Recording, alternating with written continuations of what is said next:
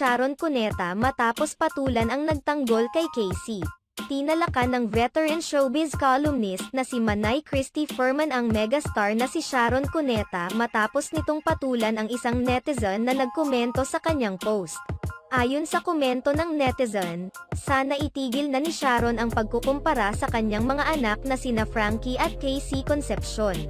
Hindi naman napigil ni Christy Furman na maglabas ng saloobin sa pagpapatol ni Sharon. Ayon kay Christy Furman, hindi na umano dapat pinatulan pa ni Sharon Cuneta ang mga komento ng mga bashers. Matatandaan na sinaway ni Sharon Cuneta ang isang basher na nagkomento sa kanyang Instagram post na itigil na niya ang pagkukumpara sa kanyang mga anak. Ayon kay Sharon, hindi niya kinukumpara ang kanyang anak at dapat na umanong itigil ng mga bashers ang pagsasabong sa kanila. Sa kabilang banda, ipinahayag ni Christy Furman na hindi naman masisisi ni Sharon